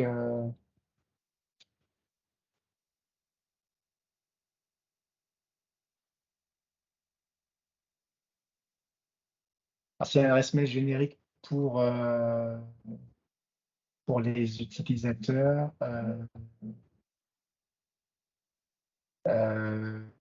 il n'y a pas de contrôle sur la notion d'adresse mail personnelle ou générique, donc on peut mettre une adresse mail dans les paramétrages. Alors, sauf pour les, bien sûr, pour les, enfin pour les, je dis une bêtise, pardon. Pour ce qui est création de compte, on ne peut pas mettre d'adresse mail générique, puisque c'est une notion de. D'ailleurs, il y a tout ce qui est mot de passe pour les connexions, donc c'est forcément les adresses nominatives.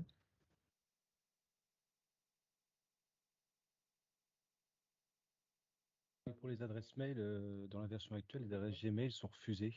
Lorsqu'on veut réinitialiser un mot de passe, ça sera toujours le cas? Alors normalement non, il n'y a pas de blocage par rapport au type d'adresse.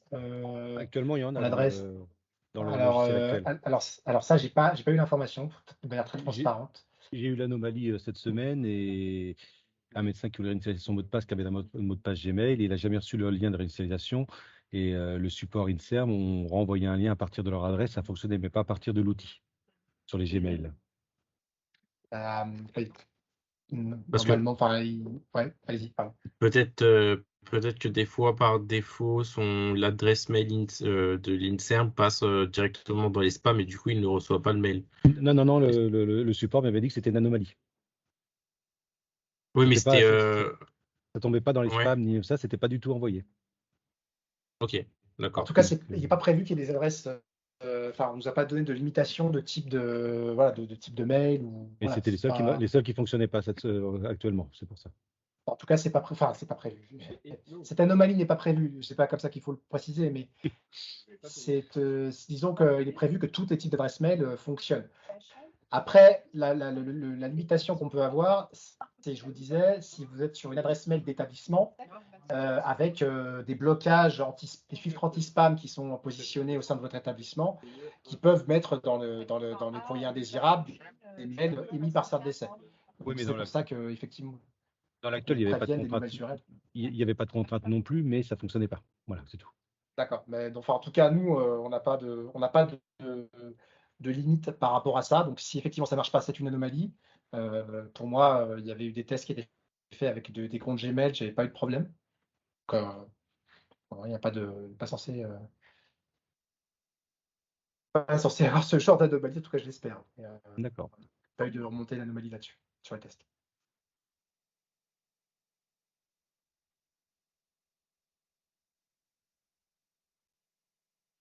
Bonjour, Grégoire Thomas, Infirmerie protestante. J'ai une question.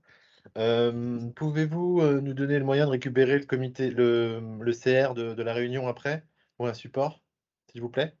L'enregistrement déjà, je sais pas, enfin, on regardera comment le mettre soit en ligne ou comme ça, c'est déjà. Et puis effectivement, voilà, tout ce qui va être post cette réunion d'information, soit sur des questions résultantes qui n'auront pas été invitées ici, on vous les transmettra sans aucun doute. Super, merci beaucoup.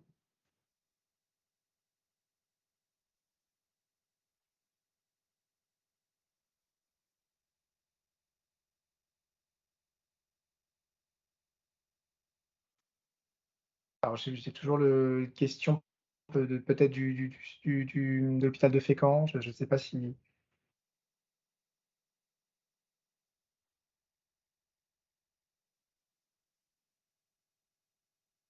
Est-ce que vous m'entendez? Oui, je vous entends. Ah, bon, ça va être mieux. Excusez-moi pour tout à l'heure. Donc, effectivement, en cas de rejet du bureau des entrées concernant un certificat de décès, comment va être informé le médecin? Alors, le médecin, alors, je ne sais pas, tu me corriges si je dis une bêtise, Nicolas, mais pour moi, dans la liste des certificats, il y a le motif, hein, il y a le rejet déjà, et le motif qui est associé.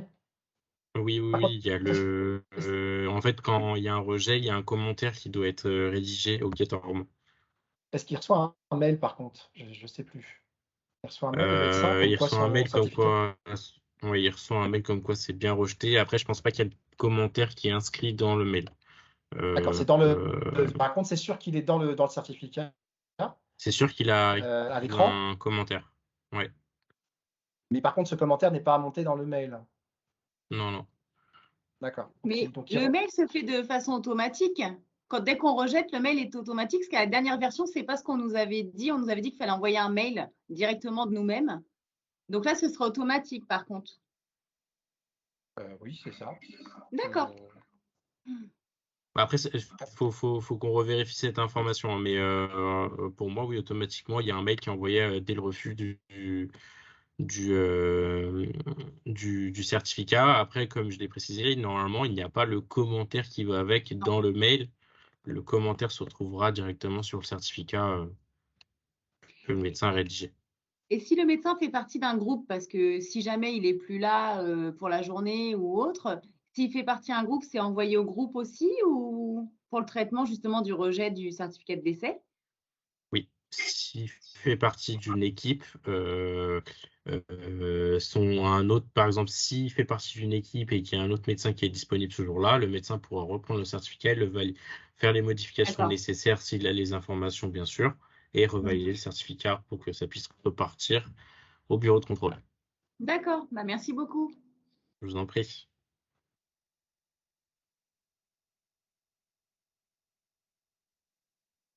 Monsieur Sino. C'est bon, je l'avais posé tout à l'heure, c'était par rapport à Gmail. Ah, pardon, tant pour moi.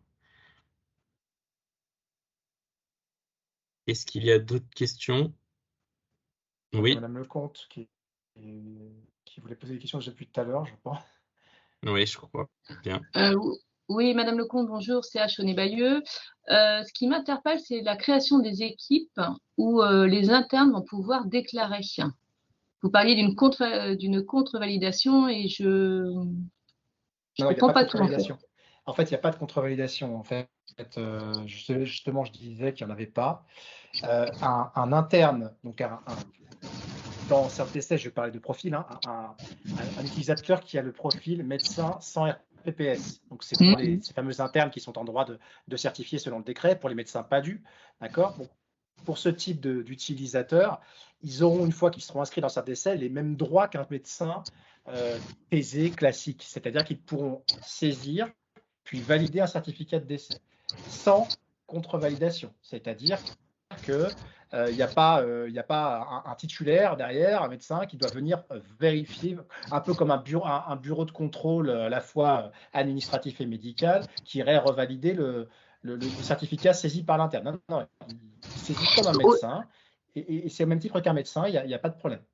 Mais pour autant, tout à l'heure, vous disiez qu'il était possible d'inscrire, enfin qu'il était possible même recommandé d'inscrire un RPPS de médecin titulaire. Non, c'est obligatoire. C'est-à-dire que parce que la loi, si vous voulez, elle est écrite je n'ai pas le texte devant moi, mais il est marqué que un médecin, enfin les internes saisissent sous l'autorité ou sous le contrôle de. Donc on a quand même aussi, si vous voulez, pris quelques informations auprès des médecins, parce que vous avez deux façons de faire le contrôle. Soit vous le faites strict, mais quand je dis strict, c'est-à-dire que vous mettez une contre-validation dès que l'interne a saisi le certificat et l'a signé. Ça a été, je dirais, massivement rejeté pour des raisons de faisabilité terrain, puisque voilà. Et c'était pas les titulaires ne pouvaient pas passer leur temps à aller valider ce qu'avaient fait leurs internes, et que de toute façon on était dans un processus d'apprentissage et de confiance. Donc, par contre, pour respecter la loi, il fallait bien mettre quelque chose quelque part. Et pour nous, le contrôle, en fait, il se fait quelque part à l'arrivée et à l'inscription de l'interne dans le système. C'est-à-dire qu'on le reconnaît comme étant un interne, et donc sous la responsabilité d'un maître de stage. Donc c'est pour ça qu'à la création du profil, et je te dis bien la création du profil, on mettra le RPPS d'un médecin titulaire. Du maître de stage, ok. Exactement. Alors après, il n'y a pas de fonction qui va bien reconnaître que c'est bien le maître de stage. À partir du moment où le RPPS il est valide, c'est le bon RPPS. Charge à l'hôpital de mettre en place une organisation pour bien mettre le bon maître de stage en face du bon interne. Là, c'est des sujets que nous, on ne peut pas maîtriser derrière en termes d'organisation. Chaque hôpital a sa propre organisation. Mais en tout cas, on met ce champ RPPS du titulaire disponible pour valider le profil. Sinon, le profil ne pourra pas être validé et l'interne ne pourra pas faire des certificats.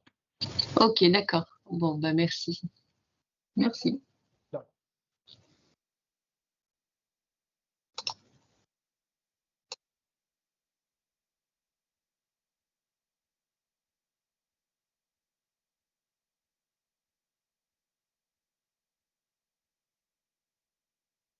Alors, il y a quelqu'un, je vois AM Rulion Pax qui souhaitait prendre la parole.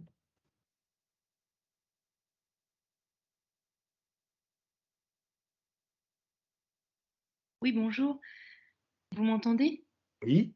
Oui. Ma question moi, concerne les remplaçants quand on est sur des sites où on a des remplaçants, des fois sur des périodes assez longues, mais des séries de médecins remplaçants. Donc, on leur actuellement, eh ben, notamment ça concerne nos urgentistes. Nous, on a des urgentistes qui viennent pour des durées qui peuvent aller d'un mois à 6 mois. Et donc, on les met médecins déclarants dans le service des urgences.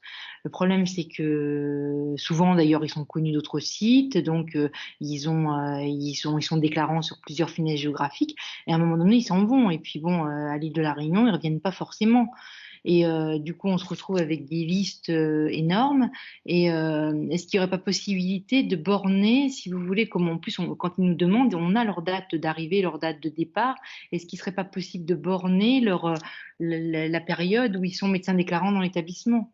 Ah bah, c'est une fonctionnalité qui existe pour moi déjà et qui est reprise aujourd'hui, qui est reprise dans le nouveau cercle d'essai. C'est-à-dire que dès que vous ajoutez un profil, vous avez une date de validité qui démarre du jour où vous inscrivez le profil. Et soit vous en mettez une parce que vous savez que la personne elle va partir à telle date, soit vous n'en mettez pas et à ce moment-là, le compte le profil est là ad vitam aeternam. Ah oui, moi je sais pas le faire, vous voyez, moi je sais pas le faire de temps en temps, je fais le tour de mes listes. Alors, attendez, Nicolas, c'est bien valable pour chaque profil ou c'est uniquement la création d'un compte utilisateur? Peut-être que je dis une bêtise, excusez-moi, je vais peut-être un peu vite, mais pour moi c'est pour chaque profil, non? Excuse-moi, ça a bugué un petit peu. Je disais juste la création avec une date de fin de validité pour. C'est pour tous les profils. C'est pour tous les profils, ouais. mais c'est pas obligatoire. C'est vraiment D'accord. optionnel. Mais c'est bien au niveau du profil, ce n'est pas au niveau de l'utilisateur. C'est au niveau du profil, en effet. D'accord. Ça veut dire que par exemple, je peux très bien avoir un compte utilisateur d'un médecin dans Cercle d'essai qui a un profil, qui a deux profils, un profil en exercice libéral et un profil dans un hôpital A. Et je peux très bien dire que ma date de fin de validité sur mon hôpital A, elle est au 15 avril 2023, par exemple. Exact. Ce qui se passera, c'est que le 16 avril, je n'aurai plus qu'un seul profil pour ce compte-là, qui sera médecin en exercice libéral. Oui, c'est bien ça. Et c'est possible dans la version actuelle. Dans la version actuelle, moi, je vais sur le service des urgences. Avec le RPPS, je mets que mon praticien est déclarant dans l'équipe médicale urgence. Mais je nulle part une date de début, une date de fin. Alors peut-être que voilà, je suis allé peut-être un petit peu vite en besogne, mais en tout cas, c'est possible dans la nouvelle version. Bah, c'est très bien si c'est possible dans la. Il me semblait que ça l'était déjà dans l'actuelle, mais alors peut-être que dans l'actuelle, c'est uniquement au niveau du compte. Non, si c'est possible dans la nouvelle version, je trouve ça très bien. Ça permet même de faire à l'avance parce que parfois on a les demandes un mois avant qu'ils arrivent. Alors donc eux, ils vont recevoir leur lien pour leur mot de passe et puis en fait ils vont pas le faire. Donc après ils nous retéléphonent. Donc moi, si on peut mettre une date de début, une date de fin, c'est très bien. Merci. Merci à vous.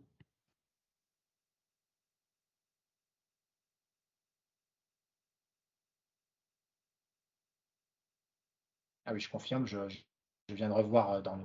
Oui, c'est bien prévu, hein, c'est au niveau du profil, donc il n'y a aucun problème.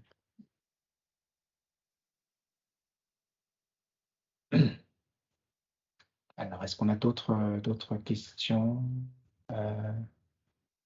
Alors, je vois Monsieur Nicolas Alice.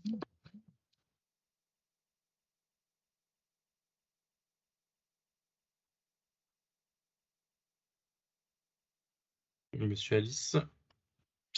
N'hésitez pas à poser votre question. Votre micro est décoché, donc vous pouvez parler. Alors, est-ce que vous avez un souci de micro? On ne vous entend peut-être pas.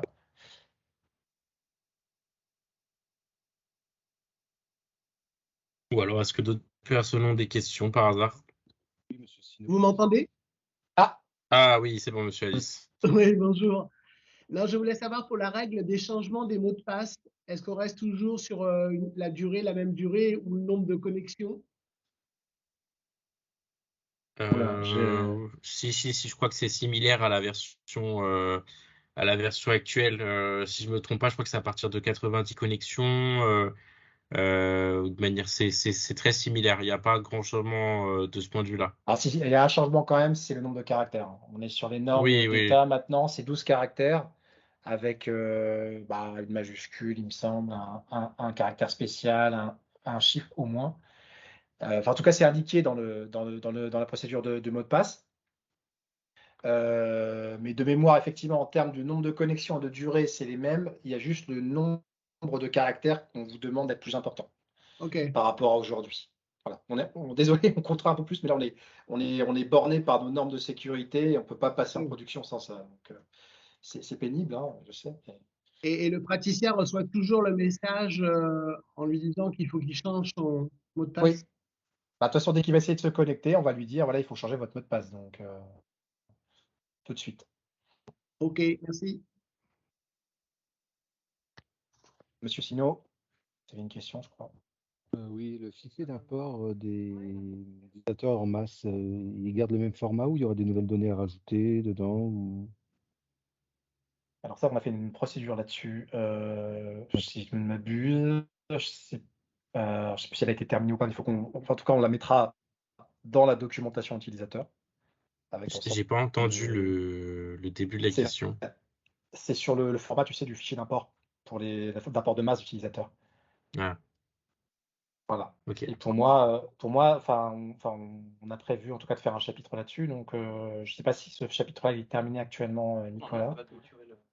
Non, il n'est pas terminé. On va peut-être même l'intégrer directement à la plateforme, ce format à télécharger, format tutoriel un peu à télécharger sur le fichier d'Excel, ou le mettre directement dans le tuto, dans les supports de formation qu'on a créé justement.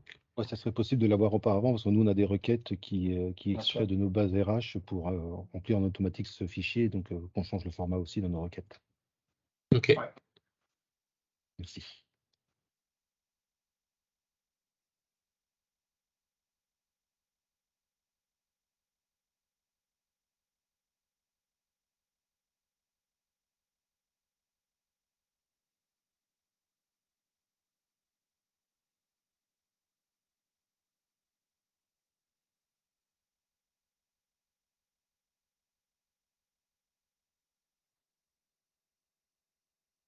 Y a-t-il d'autres questions? J'ai une question, moi. Oui, allez-y. Dans le prolongement de la question précédente, effectivement, dans la mesure où il y a ce nouveau profil interne, est-ce que justement dans l'import des fichiers de masse, le champ RPPS sera obligatoire? Ou est-ce qu'on sera obligé de mettre un RPPS fictif de façon instantanée pour l'import? Ouais, alors là, je ne vais pas me prononcer techniquement parce que là, c'est un niveau de détail, il faut que je revoie, mais on vous mettra dans le tutoriel. C'est peut-être un peu pointu, mais oui. Non, mais c'est une très bonne question, tout à fait. En tout cas, on mettra des bonnes informations pour. Effectivement, il y a le format du fichier, puis il y a les exceptions de remplissage liées à la typologie du profil éventuellement. Mais en tout cas, oui, on vous indiquera ça soit effectivement, soit en ligne directement, soit dans la formation, dans la documentation. Ok, merci beaucoup.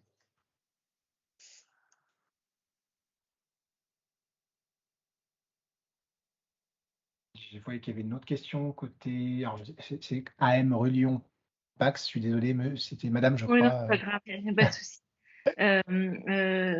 J'ai peut-être mal saisi cette histoire d'interne et de docteur junior, puisqu'il y a ce nouveau statut de docteur junior. Mais donc, vous dites que quand ils n'auront pas de RPPS, il faudra qu'il y ait un médecin référent pour lequel on mettra le RPPS. Par contre, ça, c'est pour que celui-ci autorise à ce qu'il signe les certificats de décès. Par contre, à 2 heures du matin, quand il y aura le décès, il pourra signer son certificat de décès sans faire appel à un senior. Vous avez tout compris. Ok, merci. Non, mais j'ai peut-être pas... Il n'y a pas de souci, il n'y a pas de... J'ai voulu faire préciser. Merci beaucoup. Alors, alors juste je précise là-dessus, si on va un peu plus loin dans la réflexion, pour y avoir la question de, une fois que ce médecin est aisé, qu'il n'est plus junior, est-ce que c'est automatiquement intégré au fichier RPPS et du coup son profil change? La réponse est non. En tout cas, c'est pas prévu aujourd'hui de cette manière-là, c'est-à-dire que le médecin, on devra lui changer son profil, lui affecter un profil avec son vrai RPPS fonctionnel et qu'il devienne un médecin certificateur classique dans CertDC et non plus un médecin sans RPPS.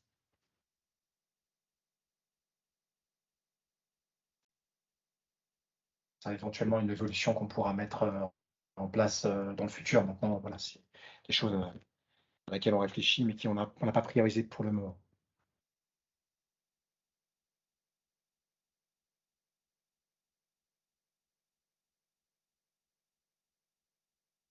D'autres questions?